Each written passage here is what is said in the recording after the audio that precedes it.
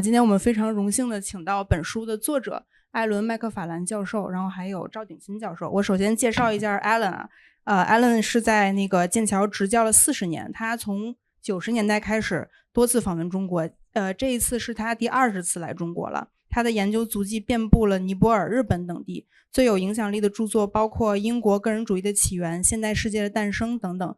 近年来，他一直致力于中西文明比较的研究，然后这个《宇宙观与现代世界》也是今年4月份由中信出版社出的一本新书。除了这个学术的作者以外，艾伦还有另外一个身份，就是他现在是一个小红书和 B 站的视频博主，然后一共有50万粉丝，不知道大家有没有关注他？有艾伦的粉丝吗？在这儿 ？They're your Red Note followers。对，然后艾伦会在那个社交媒体上跟大家分享他的研究，在剑桥的生活，然后也会回答就是大家提出的一些问题。然后我们艾伦旁边的这位是赵鼎新教授，他是浙江大学人文高研院的院长，也是芝加哥大学社会学系的教授。赵老师的学术经历也很独特，从昆虫生态学起步，后来又转向人类社会和历史研究。他的代表作包括《如法国家：社会与政治运动》等。然后他这种从自然到人文的跨越，我觉得也是非常迷人的。我觉得一会儿他们俩会有很多有趣的碰撞跟对话。然后这本书呢，《宇宙观与现代世界》，它是先由英国的剑桥康和出版社出版了英文版。它关注和探讨的是过去500年来西方思想范式的一个变迁。它本来的来源其实是艾伦在上个世纪80年代开始在剑桥人类学系执教，他有一系列给剑桥人类学系的学生的讲义，他把这些讲义整理成了书，然后又经过这么多年20-30年来一直来东方来中国游历，他在最近几年又把这些经历跟他的一些反思整理进去，于是就有了这个新书。然后他呢，我觉得艾伦的这个书非常适合不只是学术界的，或者说是学历史人类学的领域的专业的人去看，他也非常适合大众去读，因为他有一种很厉害的化繁为简的一种能力啊，他可以把非常高深的问题说得很简单，然后引起我们的好奇。我们接下来就进入我们的对话的环节。然后这个环节为了节省时间，我就用英文来提问，然后2位嘉宾也会用英文来回答。So now we move to the dialogue and conversation part, and I will ask questions in English, and that will be an open conversation. You can ask each other questions. So based on the book, my first question will be, what is cosmology? It's quite an abstract concept, and how does it shape a civilization? Alan, please. You can sit, doesn't matter. I'll stand up so that people at the back can see me as well. Okay. Ni hao.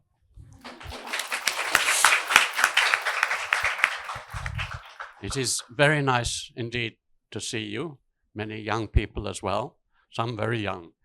And on behalf of my wife, Sarah, who is with me, we are delighted to be in China again on our 20th visit. We started coming here 30 years ago nearly, and we have come almost every year.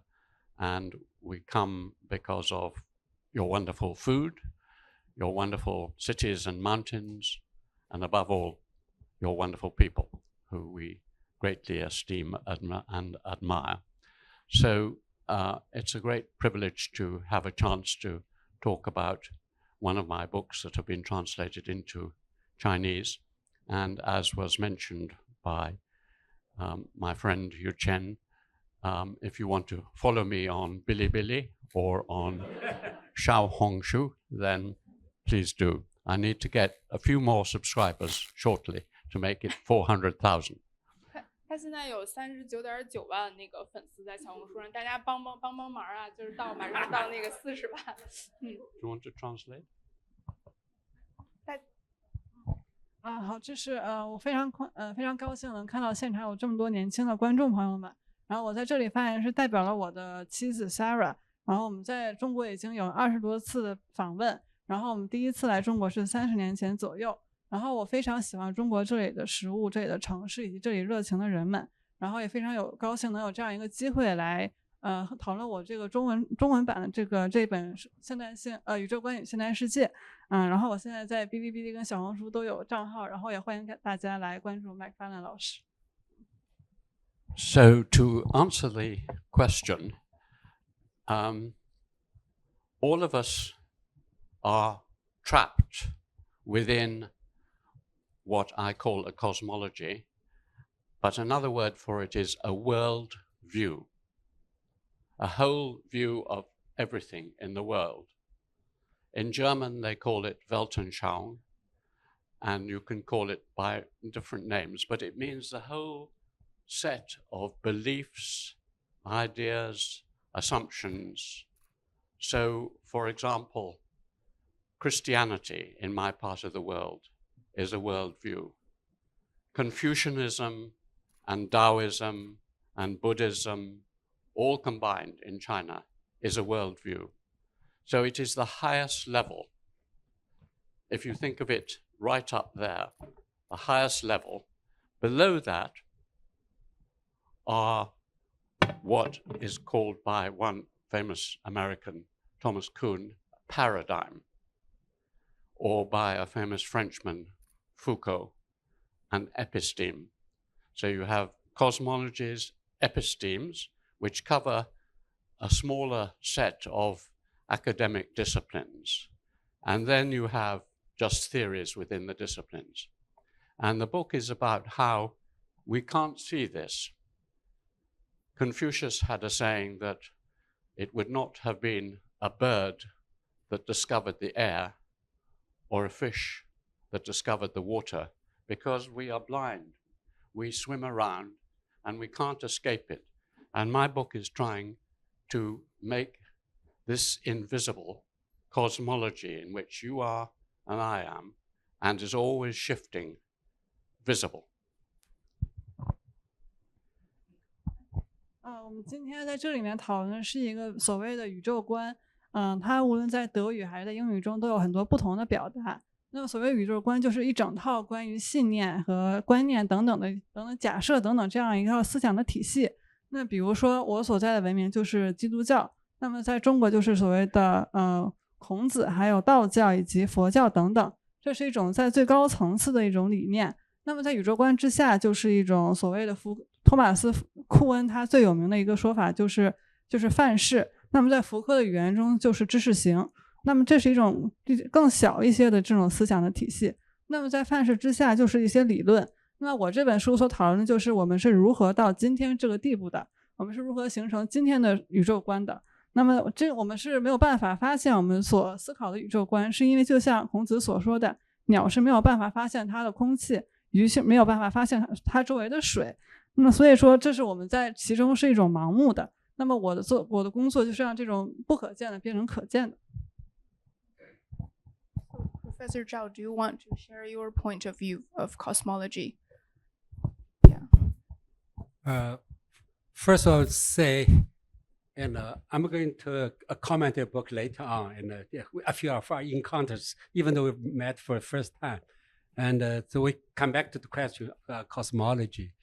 And actually, Alan put it very well, so I think I have a little to add.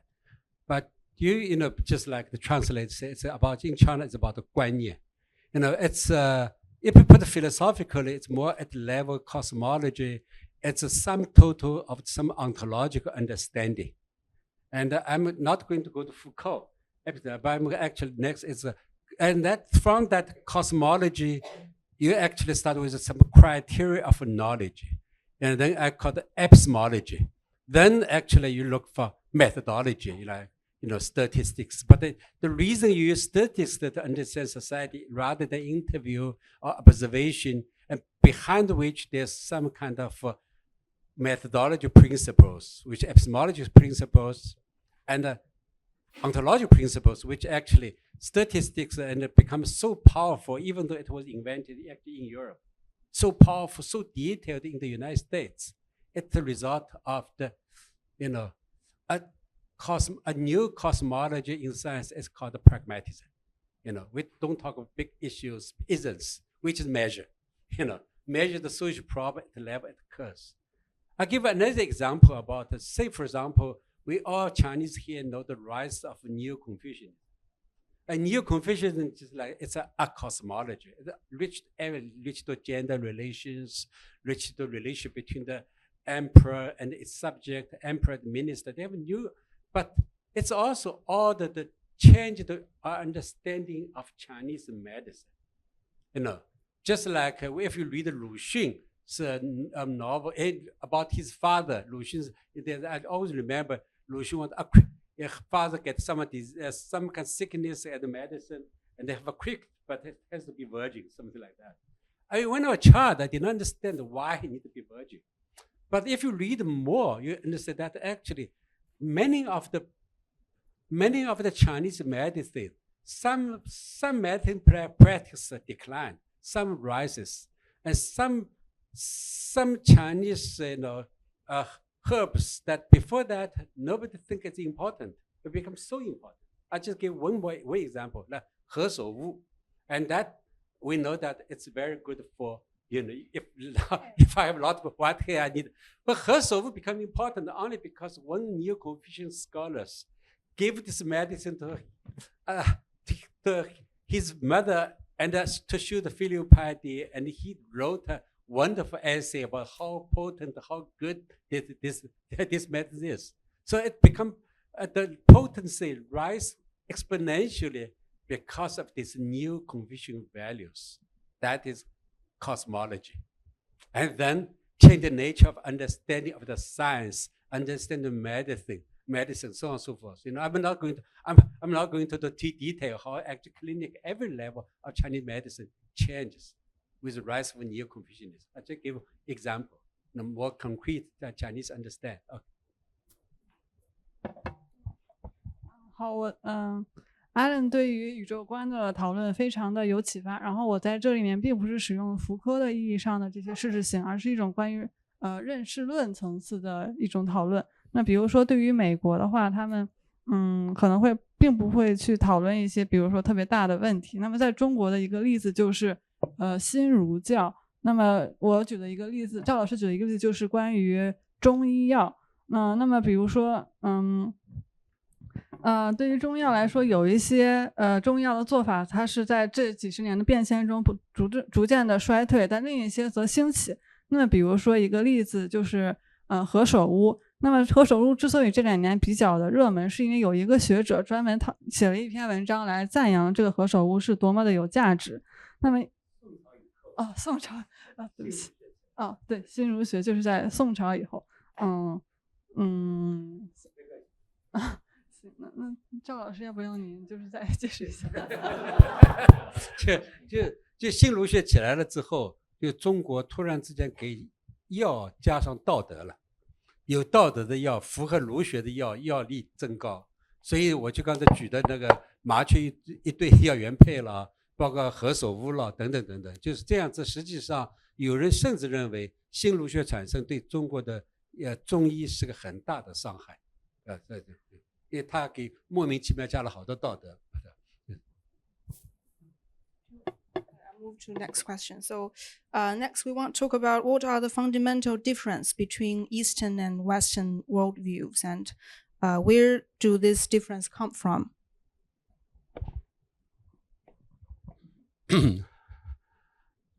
So I hope you all have another 2 days to stay here. There is some food over there and you can go and have some meals, because this is a huge question. Everything is different. The differences come from an ancient origin of the Chinese civilization in the Yangtze River and the Yellow River, and they have persisted because China has survived, unlike every other civilization. So that the thought systems, the ways in which you think about time, about space, about causation, about history, about everything, is totally different from what I think about. For example, I believe in God. one God and his Son, Jesus Christ. You have no God.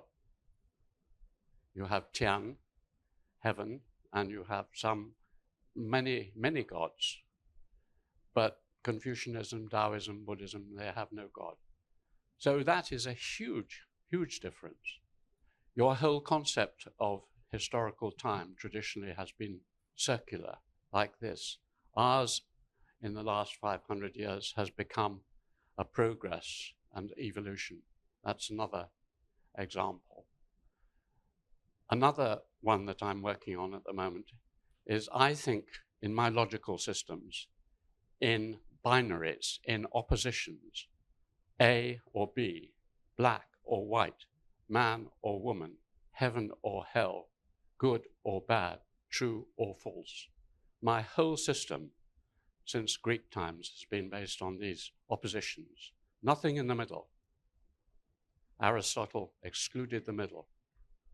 China is based on quantum thinking, both and, yin yang, everything revolving, everything interconnected. And to take a last example, which I've learned about from my friend Jin Cheng in the last year, in terms of our aesthetics and art, our system is based on the separation of the eye and the ear since the Renaissance. We have poetry, which Leonardo da Vinci called blind painting, or we have the painting, which is deaf poetry. So it's separations, every aspect.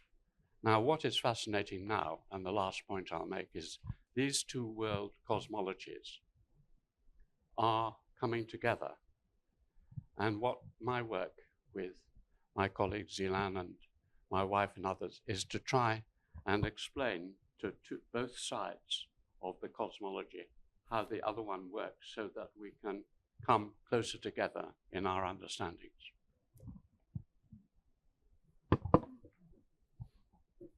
首先是这个问题是关于中西方之间的宇宙观有怎样的不同。那么首先，Alan 说我们这里面当然有非常大的不同的，而且这种不同是在每一个方面的。中国是一个有着自己起源的一个古老的文明，中国有自己的长江跟黄河，并且相对于其他文明来说，中国是唯一一个幸存就是一直持续下来存在的。那么比如说，中国有自己的关于时间跟空间以及因果关系的一些理论。那么比如说一个例子就是关于中西方之间文明的区别，就是Alan他们是信仰一个神的，也就是上帝，但中国是不信仰神的，或者说是有许多神的。那么这就是一个非常大的一个区别。那么同时西方人关于是有一个在过去500年中存在一个比较明显的一个进步跟进化的观念的，但是中国并不存在。那么另一方面是一个逻辑上，西方的文明建立在一系列的对比的观念之上，比如说男跟女、黑跟白、好跟坏、真跟假等等。那么整个一套价值系统都是建立在这样的一种对立，并且是没有一个中间向的对立之上的。但是中国是讲究一种所谓阴阳调和以及内在互相联系的。那么另一个例子就是关于所谓的艺术系统，那么这个是得益于我的一个中国朋友的所说。那么在西方艺术中，眼睛跟耳朵是分开的。那么在文艺复兴以来，那么所谓的绘画就是一种盲目的诗歌，那么诗歌就是一种就是绘画跟诗歌两个是正好不能互补的。那么这就是一个所谓在各个方面都不同的一个宇宙观。那么我和我的同事们以及我的妻子们在最近这些年的工作，就是在考虑这两种宇宙观是如何相互影响，就是一个是怎么能和另一个相互存在的。So Professor Zhao, do you want to give some comment or ask questions?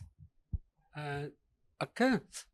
Actually, maybe even though I'm 12 years younger than Alan, but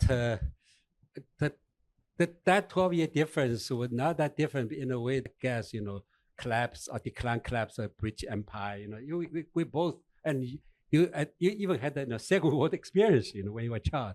So we really had both quite big experience And so on this aspect, and I think Alan said a lot, I also want to say. So there's not much difference. I want to only add my own understanding from Chinese perspective. So because again, I'll give examples. And when I was young, I read Joseph Needham's book. I'm always feel ashamed that China are not able to develop science. But then I read Shen Kuo. Then I read many of Chinese. I particularly read I remember one Chinese official write a memoir, and that the emperor asked the official go to the local to check why recently there's so many flood, drought, and he wrote a report.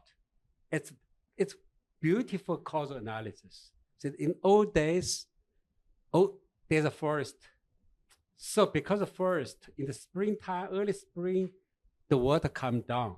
And for the spring, you're sowing your plant. And the summer, when the bottom of the soil, the water and the soil boil, melt down, it come another flood. So it's really for the summer. But now the forest is gone, and when the flood come only once, it's too big. That's why it's sometimes too much, sometimes you don't have enough. A beautiful ecological causal analysis today we will call the science. But then until growing a little bit older, I kind of ask, if I can transplant myself back several hundred years, ask that official what you did, the beautiful ecological analysis. It's scientific analysis. And you ask me, what is science? And I tell him, blah, blah, blah, the science. And he will say, no, this is not science. Science is wrong. He will say science is wrong. That's because, to do science, you have to separate the things. You have to separate things, You have to categorize. This is the Chinese thing, separate, make the context, violate, disturb the context. Why Chinese would think that way? Because China in the very beginning, not in the very beginning, in the Song Dynasty early, the Chinese religious system quite really similar, anti-Eurasian similar. What the real turning point at the Zhou Dynasty. So you can see suddenly Chinese immediately, precociously, they understand, focus on what we today call the social science. They immediately, the social science. Now you want to categorize, you want to define. But when I was a biologist, we know that conceptualization means bias. But the tension between reality and the concept is not that big. But when we go to social science, the tension between reality and the concept was so huge. That's why you can see in China, they are not able to science. In a way, they try to deliberately reject science. Even Chinese, very empirical, very inductive. And they also do different experiment. But they reject science. So that reject science, you can see the laws, because, laws is, 道德经, you start the 道可道, 非常道, the Dao that can be named, it cannot be a constant Dao. 名可名, 非常名, anything that you can give a concept, that concept has not to be the reality. It's not the reality. So that you can see, start with that. That really related to Chinese early focus on social relations. So that's how. That actually allowed Chinese able to see something interconnected, like a phenomenon, like a wave, phenomenon like a light. At once a particle and a wave. And Chinese understand very early on. But on the other hand, they reject the development of what we call the science today. So that's almost like, I don't know whether or not, but it's an early focus on the social phenomena.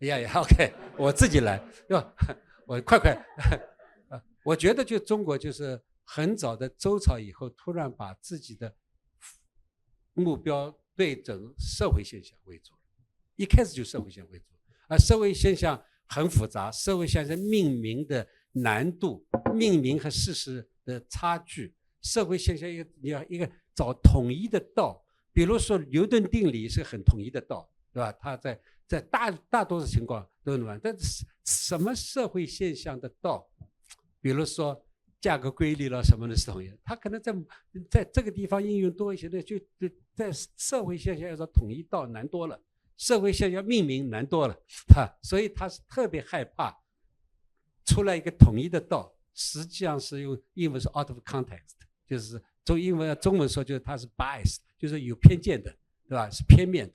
这中国就是还是对过早的注重社会现象，就导致好吧。Any comments? Next question, maybe. Yeah. So my next question: this book gives special attention to how Western attitudes towards China has shifted over centuries. In 18th century, Enlightenment thinkers greatly admired China. They saw it as a model of rational governance.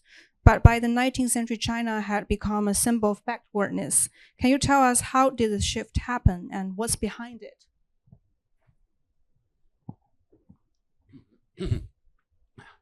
What I should explain is that this book originated from lectures that I gave for 10 years at Cambridge University to students in the social sciences about how paradigms, that is, general theories in different disciplines like archaeology, anthropology, sociology, history, had shifted. And I drew on the work of the American thinker who made this very famous Thomas Kuhn in his book, The Origin of Scientific Revolutions. And Kuhn said that paradigms, for example, the paradigm shift to science in Galileo and Newton and so on, these were great shifts. And Foucault did the same in France in what he called epistemes. But neither of them explain why. And as a historian, I wanted to not just know that there are big changes, but why?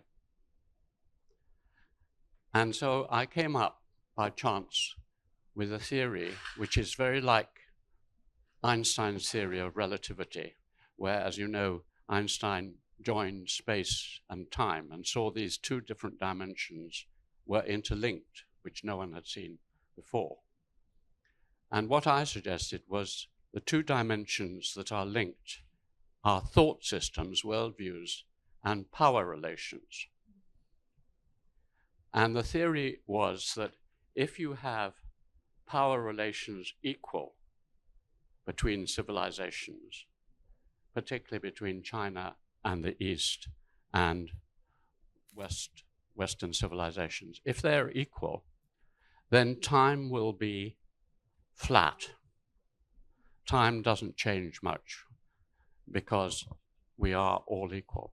If it begins to tilt like this, so that one civilization is more powerful, one is weaker, then you begin to think, we are at the top. It's like this, we are at the top, they're down at the bottom.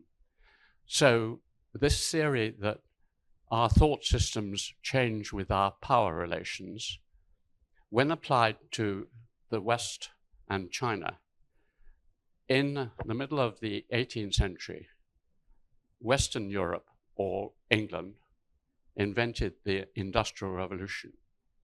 Within 50 years, Britain had the biggest empire in the world, and by 1835, it came and destroyed the Qing Empire in the First Opium War. And so the power relation was like this. The West was here with their machine guns and their modern technologies and of power and force. China was like this.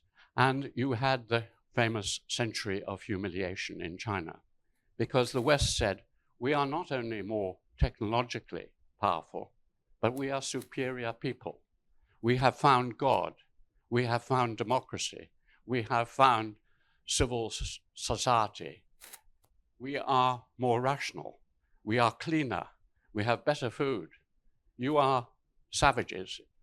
So for 100 years, the West regarded China as backward, uncivilized, dirty, opium smoking, useless, because of the power relations. Now, what is fascinating, of course, is that that is how it was in the 19th century. Now it's like this, and soon it'll be like that. So the question is, how will China look at the West when China is more powerful than America? Think about it. 这个问题是主要关于在18世纪到19世纪的时候，西方对于中国的观点为什么从原来的敬佩甚至是赞叹，到了后来认为中国是一种落后的。那么我首先Alan 这本书是关于他在1980年代在剑桥做的一系列讲座，那么这些讲座是讲的是范式是如何转型的。那么他这本书主要是吸收来自库恩的范式转型的理论，以及福柯关于知识型转型的理论，但是他们这两个人都没有解释为什么会有如此大的范式的变化。那么就是说，我这本书的工作不是解释说出现了巨大的变化，而是说为什么会有这样的变化。那么就是Alan 从时间跟空间两个概念进行了探索，最后得出的是这种变化是关于权力关系和思想体系的一种交互性的关系的。那么首先如果权力关系是平等的话，那么时间就不会有太大的变化。但是如果出现一个国家一个文明是一种过于强大的，而另一个文明并不是那么强大的，比如说他就会认为说我们是在顶端，但是别人是在下面的。那么比如说就西方跟东方的关系而言，那么在18世纪中期之后，那么西方迎来了工业化，那么英国在1850年之前是一个世界上最强大的帝国，那么因此他对清朝发动了鸦片战争。那么这时候权力关系是一种不平衡的，西方人就会认为中国人是不那么现代的，没有那么卫生的，也不那么理性的，而自己就是一个知识上更优越、更现代、更文明的一个国家。那么这就是一种对于权力关系的讨论。但是现在情况已经发生了变化，不再是一种西方更优越而东方不那么优越，甚至可能是中国要超越西方。那么所以说问题就会变成中国会怎么看待西方在这样一个权力关系转型的背景之下。 So, Professor Zhao, do you want to give some comments on I think East Ellen side? already ended this answer so gracefully. I should salute you. It will really, and particularly important for Chinese because now China become increasingly, and now who can really wrestle with Trump? Looks like China is the only one really can still try to do something. Basically that. But on the other hand, how many people here are in China called 小粉红? Because today, even though we Chinese in the ancient times, several times we reach almost the peak, but we never think in progressive terms. Tang Dynasty, Song Dynasty, those emperors, those generals, those poets, they are very cosmopolitan, but they never think in linear terms. Your mind is already highly contaminated by the Western linear thinking of the 19th century. And those, when China was quote unquote backward, and those linear thinking is important for Chinese to catch up. But now, if you still carry on those linear thinking, it's very dangerous because this is not a Chinese way of thinking. It's not. Because there's already some people so proud. And there's already, like even today, in one of Beijing newspapers said several young foreign prize is not going to define Chinese scholarship. That means Nobel Prize. So those are, it's silly. It's silly. Basically, this is the real danger. Where many Chinese, once China becomes strong, it's a big country, almost 1.4 billion people. And if you inherit Western linear thinking, you can create a disaster. So that's a really, thank you. But I also want to add on empirical level. You see, because when Hegel started to write about China, because Hegel really, his major writings, it's even Europe becomes stronger, but not reach the second industrial revolution. Hegel, Hegel, I'm sorry, Hegel. And what I found that it's really related to the fighting in China between Dominicans and Jesuits. And when Jesuits wrote about China, they tend to write more positively because Jesuits really go with Chinese officials. And that's Jesuits even think Confucius is not God, a scholar. So Chinese worship Confucius is okay. Dominican is more like more hardline. So there's really this kind of debate, fighting between Dominican and Jesuits, and Jesuits in the end lost. And in the end, this is a disconnect of the knowledge of China. And really you can see after almost half a century later, and when Europe become really rising up, and that's really in tandem with how right China in an increasingly negative way. But by and large, you're right. I don't think even Jesuits in China can stop this. But this also somehow related to suddenly where people lost sense of China because Jesuits left China. So this is also contribute part of it. Yeah. 哦，对不起，我就说都对，但是两点就是，第一点，千万要记住，你们的脑子里已经灌了一大堆西方的浆糊，线性史观。好多人你们到外国见哪儿脏一些，落后脏，那个地方还不如中国4线城市干。美国现在你看嘛，地铁什么，就是这，你们现在就马上把哪儿人家的不好归纳成落后。北京比如新的地铁好，归纳成先进，这就是西方人的思维。这个思维是很危险，很危险，很危险。这是我讲的第一点。第二点呢，就是我想稍微做个小的补充，就是实际上西方人对中国的误解加深，正好是不但 Alan 刚才总强调，就西方强大了，慢慢看不起中国了，这是大事实，那是对的。但还有一个小事实也很重要，就是当时就是罗马教会在中国传教的，就是多明我会和那个叫什么耶稣会这两个吵，结果呢多明我会很保守的认为，就是要中国的人信了基督教之后就不能祭孔，不能拜祖先。这多明我会后来赢了，在教廷，结果耶稣会就撤回去了。这以后呢，就是突然之间西方人对中国的就了解大规模降低，而差不多50年以后，好了，正好是到黑格尔时代，差不多，你看对中国的描述大量变负面我就补个小补充。So I move to next question. Alan, your book describes how 19th century Europeans deeply believed they stood at the top of evolution. The history was moving inevitably forward and upward. They came towards World War and then the phase was shattered. So what happens when a society's myth of progress collapses? How do people cope when their worldview crumbles in the history? Thank you, Yu Chen. Very good questions you're asking. Thank you. The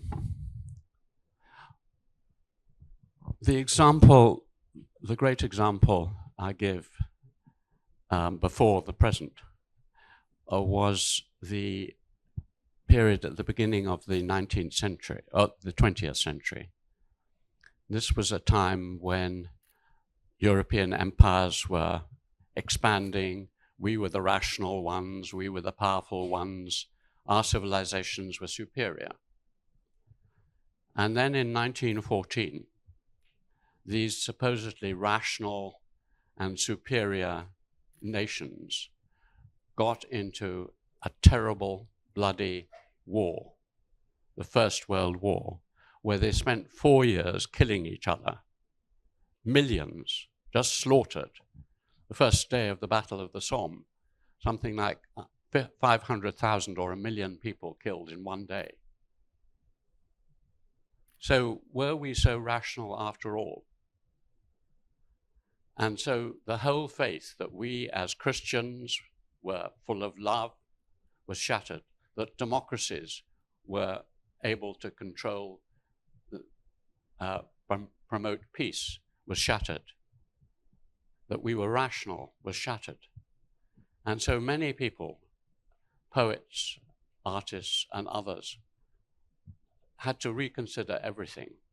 And what I think happened in the social sciences was that, as Yu-Chen mentioned, you had before an idea of stages, the lowest people like this. And we thought of the primitive people, and then the lower agrarian people, and then the people living in cities but not so sophisticated like the Chinese, and then up here. Suddenly this whole ladder, it was a ladder up which every civilization like China could one day climb. We were at the top, and we were encouraging them to climb up after us. Suddenly their ladder collapsed, and time collapsed, so that instead of social scientists, for example, thinking in terms of stages, evolutionary stages, which was behind the great work of people like Karl Marx and many of the 19th century writers, Spengler and so on, or not Spengler, Spencer.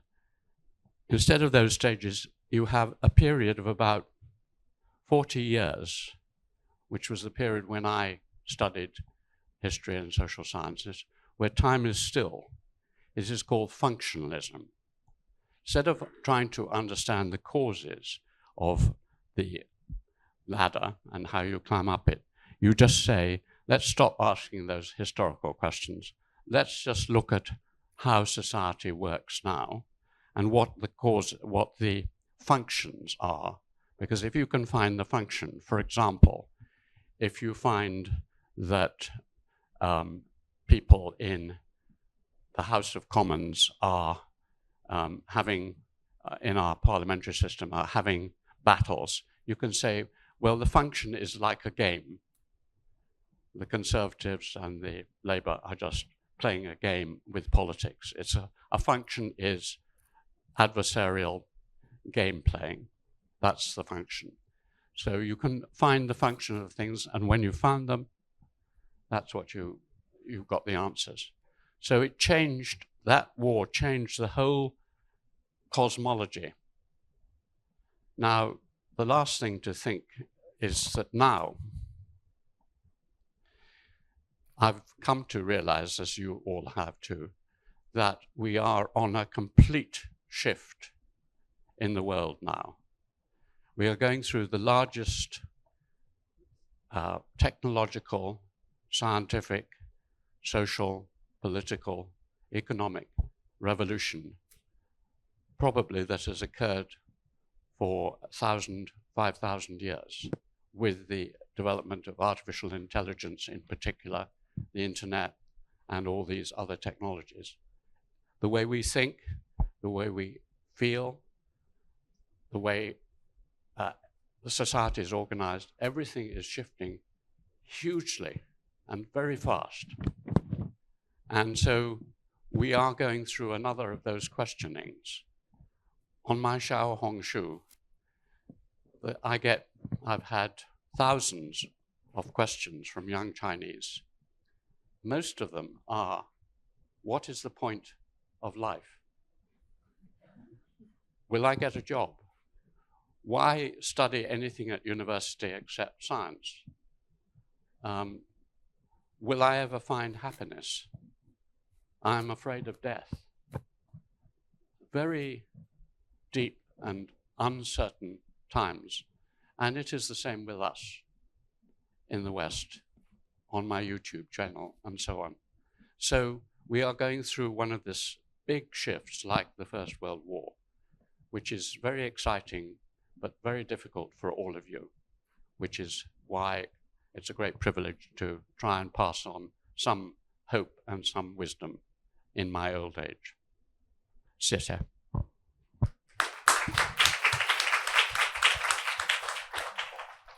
这个问题是关于人们在19世纪的时候，人们一开始是相信历史是不断进步的，但是后来会发现并非如此。那么人们是怎样来应对这种世界观的转变的？那么首先呢，在19世纪中期之前，欧洲或者是英国一直相信自己是世界上最强大的国家，他们也不断的进行扩张。那么西方人会认为自己是最文明也是最理性的，但是到了1940年代左右，这时候发生了世界大战，那么持续了4年的世界大战屠杀了成千上万的人，一天就会死甚至是上百万的人。那么这个时候整个西方人的信仰开始崩溃，比如说基督教的关于爱的，或者是关于民主能带来和平，或者是关于理性的等等信念都会开始崩溃。那么这个时候无论是诗歌艺术还是说社会科学等等，都会开始重新思考之前一直信仰的阶段理论，也就是说我们能够沿着一个阶梯，从一个比较低级的文明一直攀登到比较高级的文明，也就是像所谓西方文明一样。那么比如说像其他不发达的文明，像中国是可以沿着这个阶梯一路向前的，但这个时候人们不会再相信这样一个阶梯的存在，不会像之前的卡尔马克思或者是斯宾塞这样来相信一种进化的阶梯。那么相反，这个时候一种替代性的理论就是所谓的功能主义。那么功能主义它首先就是说我们不要再去问这种历史的起源或者是怎样是如何发生的，而是要关注当下这些功能是如何将这个社会组织在一起的。比如说他们会将所谓的战争解释成人们是在进行一场游戏，像是一场邻居之间的这种政治性的游戏，那么一系列的事情都可以用功能来解释。那么所以说最后就是关于现在的这个世界，我们现在又迎来了一次巨大的转变，无论是在社会的各个方面都会因为技术或者是所谓科技带来这种人工智能的革命而产生一种巨大的变迁。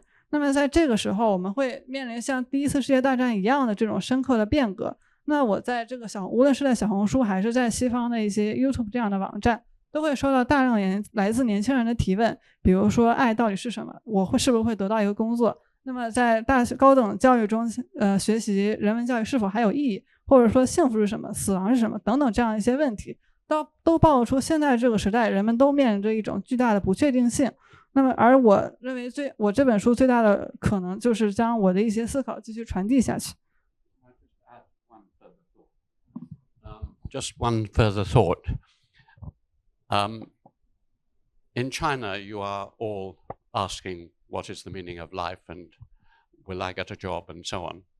We in the West are also going through a huge existential crisis. The real threat to America from China is not Huawei or BYD or other technologies or even your economic growth. It's an existential threat. You have proved that democracy is not the only way and not even the best way. Our democracy is collapsing. You know that in America. It's collapsing in Europe. So our belief in our political system is collapsing. Also, our belief in God, the belief in religion is declining hugely. Our belief in capitalism is collapsing. Capitalism was meant to make everyone wealthier together, but we are getting greater and greater inequalities. So we no longer believe in democracy, religion, and capitalism, and many other things. So we feel threatened, we feel undermined, worried, anxious in a way that I've never experienced in my life before.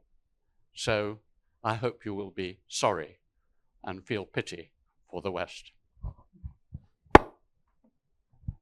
我想补充一点，就是说关于现在对中国人和西方对于这种提问的会不一样。比如中国人会问，比如说关于爱或者是人生或者是工作等等，但西方最大的问题是一种存在主义的危机。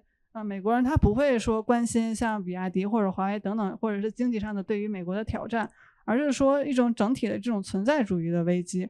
就是说首先是一种关于整个的民主制度的问题，他们已经不再相信像民主制度，因为大家也看到美国的民主制度正在崩溃。那么第二个就是关于信仰的问题，很多人已经不再信仰上帝，也不再信仰这个资本主义的整个制度。我们曾经相信资本主义制度会使所有人变得更加富裕，但是我们现在看到了更多不平等的问题。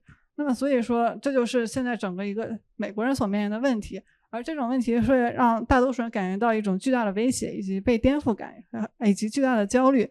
那么所以说中国人如果看到这样的话，也会感到很同情和不幸。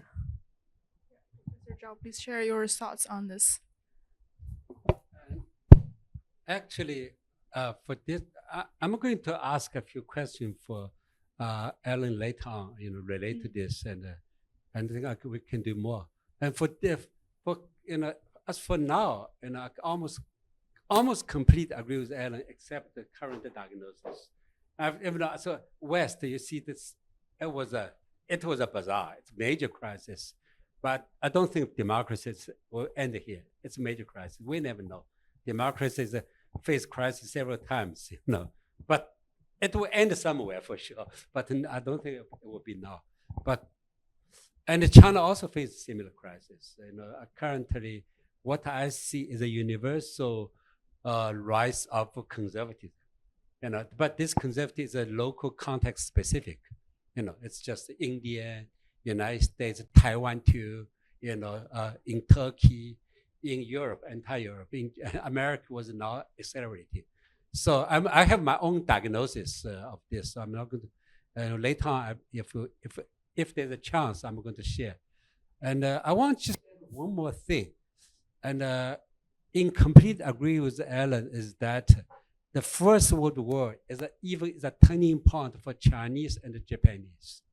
And many Chinese and Japanese think differently because, for those Chinese, if there's a chance, if you read Liang Qicao's writing, Liang Suming's writing, you can see clearly, wow, the Western civilization is problematic.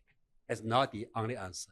So this is clear. You can before First World War and after First World War, Liang Qicao's understanding, Kang Youwei's understanding, Liang Suming's understanding of West civilization had a major shift.